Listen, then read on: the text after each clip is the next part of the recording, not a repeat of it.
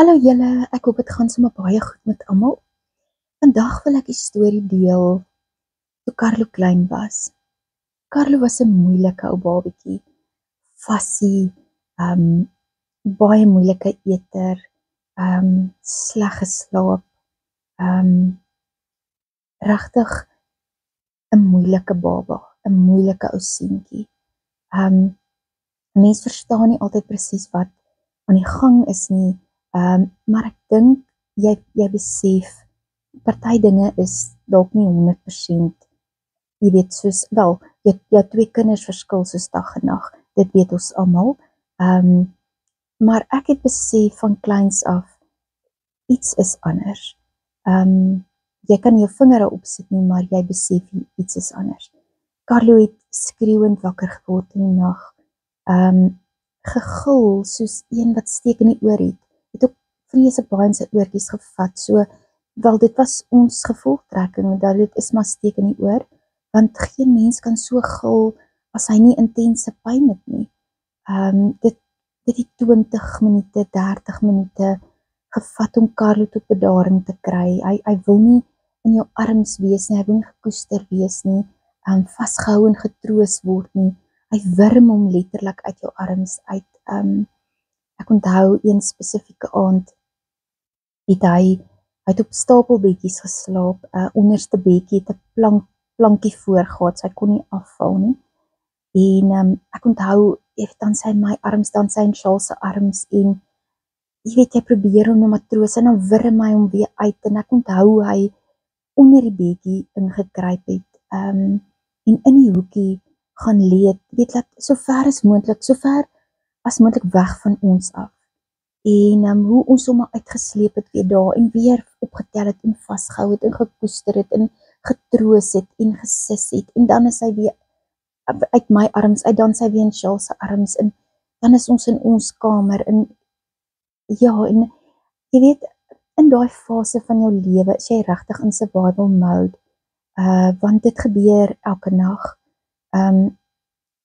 Jy weet al dit kom, jy wag eintlik al vir dit, jy slaap die minimum, jy's moeg, dis 'n tydperk in jou lewe, wanneer jou kinders klein is, wat jy hardste werk, fisies, aan jou werk, maar ook, weet, om jou kinders groot te maak. Dit is, hats off to mamas, is amazing die uithou vermoë wat die Here ons gee, wanneer ons kinders klein is.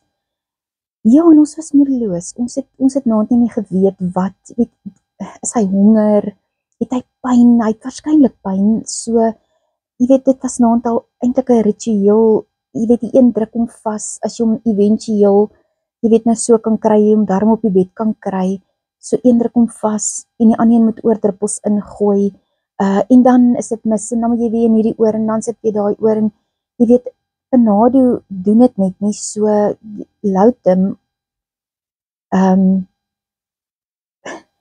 jy spuit maar jy weet, met 'n spuitjie die loutem in die keel, want laat hy dan met 'n sekere hoeveelheid van dit inkry, laat hy net kan tot bedaring kom, want hy definitief steek in die oor, want hy gil hysteries, en ja, ek dink 'n mens weet, jy weet, iets is nie reg nie. Ek onthou, die spesifieke oggend, of laat ek eers vertel, ek het die middag het Carlo op die bank aan die slaap geraak, en dit was seker so 8:00 die aand, het ek besluit, maar ek gaan hom wakker maak, en want ek wil hê hy moet eet, en ek wil hê hy moet bad.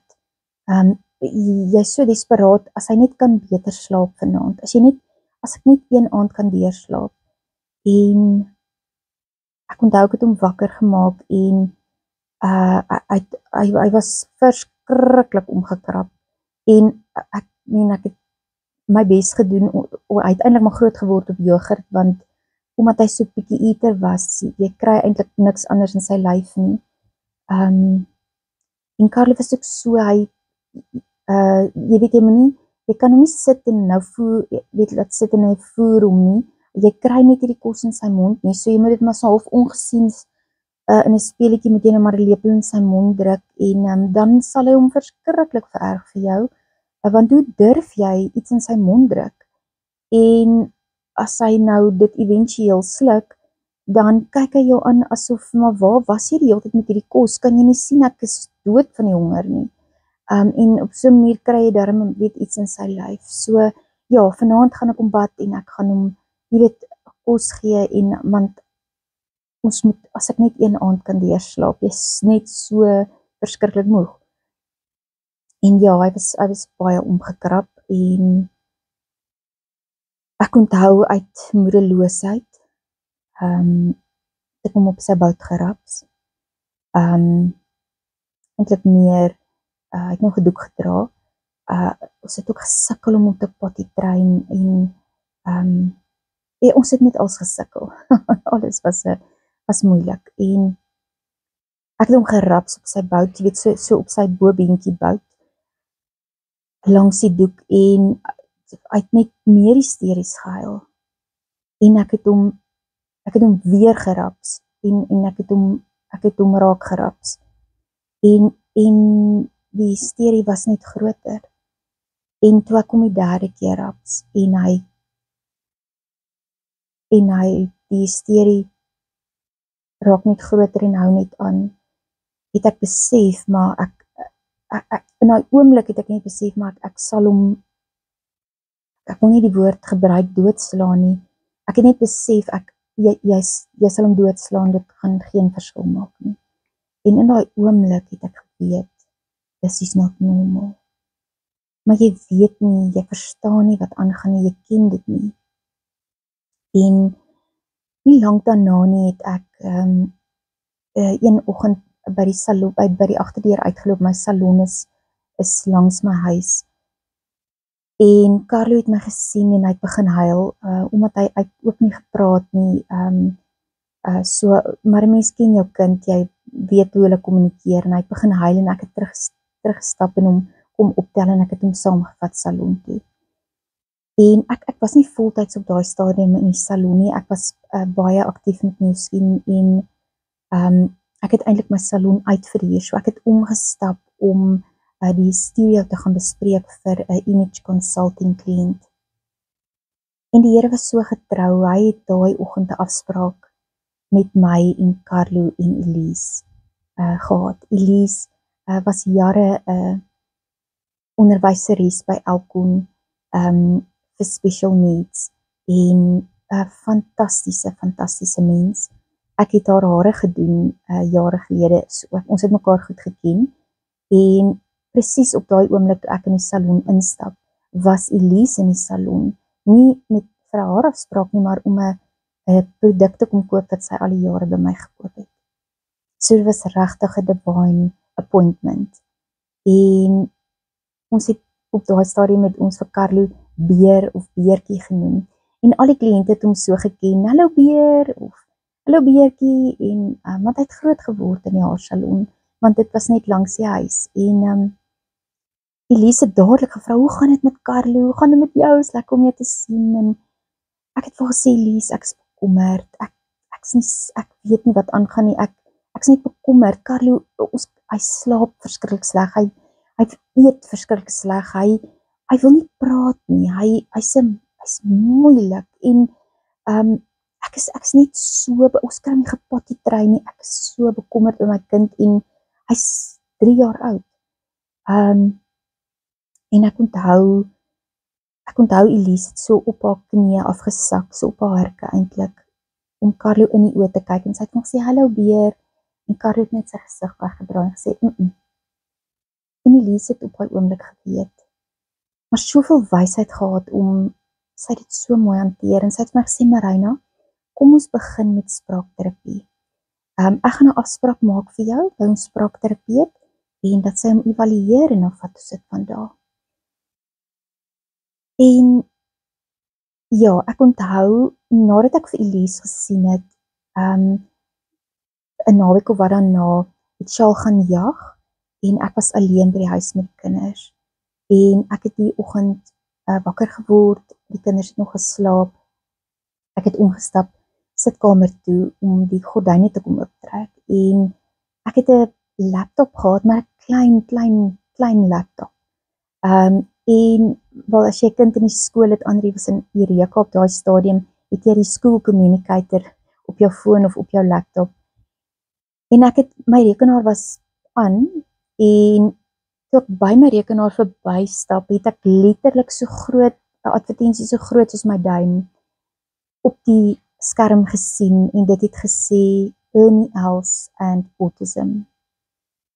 En vir een of ander rede het ek voor my rekenaar gaan sit, op het geklik en het begin lees.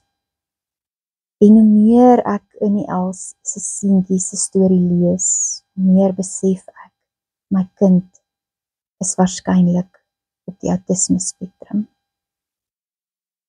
En dit was 'n afspraak wat die Here met my gehad het, om my in 'n mate saggies voor te berei.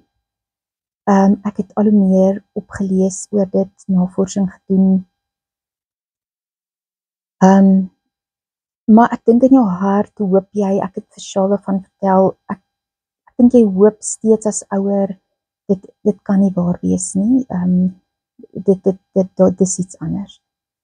En intussen het ons die spraakterapeut afspraak gehad, sy het 'n evaluasie gedoen op Carlo en sy het haar bes gegee, en in die hele evaluasie kon sy nie 'n woord uit hom kry nie. En naderhand nou maar, jy weet, die evaluasie klaar gedoen, dit met ons bespreek en gesê, sy gaan hom verwys na Dr. Griesel. Hy is 'n neurologiese pediater, en dan ons moet intussen begin met spraakterapie afsprake, sodat ons vir Carlo kan help. Dit empower jou as ouer eintlik, om jou kind te help. So, ja, ons het begin met spraakterapie, en ons het toe later die afspraak by Dr. Griesel gehad. Hy het vir Carlo geëvalueer, en aan die einde van die afspraak vir ons gesê, dat hy is baie jammer om vir ons te moet sê, dat Carlo is op die spektrum van autisme, en ja, dit is wonderlik om 'n diagnose te kan hê, maar dit is verpletterend. Ek onthou, ek het verskriklik gehuil. Ek onthou Elise het vir my so tee gemaak. Ek dink dit slaan steeds jou wind uit.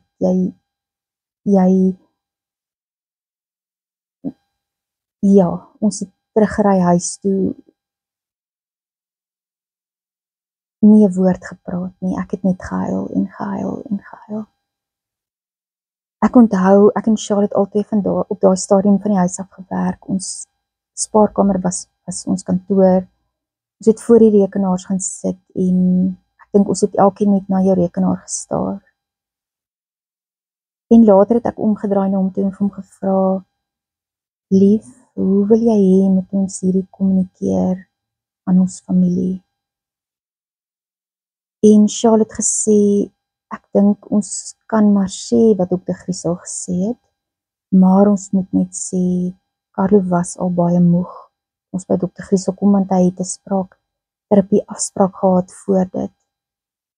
En ek het op daai oomblik het besef, jy weet, mense is in verskillende plekke van aanvaarding, alhoewel ons gepraat het oor dit, voor die afspraak, bly dit 'n geweldige skok. En eintlik 'n hele pad vorentoe. Ek dink met alle trauma is dit so dat jy wissel tussen al hierdie plekke van aanvaarding, en dit kan nie wees nie, en hoekom, en ja, maar ons het ingespring, navorsing begin doen, jouself so goed as moontlik probeer educate, wat beteken dit as jou kind op die spektrum is, wat kan ek doen? Ek dink dit is met baie dinge in 'n mens se lewe so, die skok is groot, en dan wanneer jy tot verhaal kom, besef jy maar, nou, dis nou wat ek het, dit is wat ek mee moet werk, wat kan ek doen om dit beter te maak? En ons het absoluut ingespring met elke moontlike vorm van terapie. Ons het 'n kursus in Johannesburg gaan doen vir ouers met special needs kinders. Wat jy as ouer kan doen, letterlik van dieet af terapie, wat jy by die huis kan doen. En empowerment knowledge is power, en dit gee vir jou die tools wat jy nodig het. En ek wil van hierdie geleentheid gebruik maak om heel eers vir ouers te sê wat miskien nou in daai situasie is. Die antwoord is nie om jou kaart te gaan swipe by 'n terapeut nie, of terapeute nie. Ja, dis deel van herstel en terapie. Die antwoord, in my opinie, is om self die terapeut te wees. Elke terapeut wat ons besoek het eintlik vir my en Shaal en Anri opleiding, training gegee van hoe ons elke dag by die huis met Carlo moet werk. En ek dink dit is die beste terapie wat daar is. Want om 'n terapeut een keer 'n week te sien, jou kind daar af te laai en eenvoudig jou kaart te swipe, dit is nie, dis 'n halfuur of 'n uur 'n week. En jy as ouer is 24 uur of die grootste deel van die dag saam met jou kind. En jy weet hoe om al hierdie wat jy geleer het, al hierdie kennis toe te pas. En hoe beter jy ge-educate is, hoe beter kan jy jou kind leer en help, want hulle volg absoluut jou voorbeeld. So ek wil jou bemoedig en sê, daar is hoop. As jy vir Carlo sien, hy's 15 jaar oud, hy word die 31ste Julie 16 jaar oud, gaan jy nie glo waar ons was en waar ons vandag is nie. So ek wil hoop gee vir elke ouer, elke familielid, want hierdie raak nie net die nabye gesin nie, dit raak die hele familie, dit raak die vriendekring, almal wat betrokke is in hierdie kind se lewe.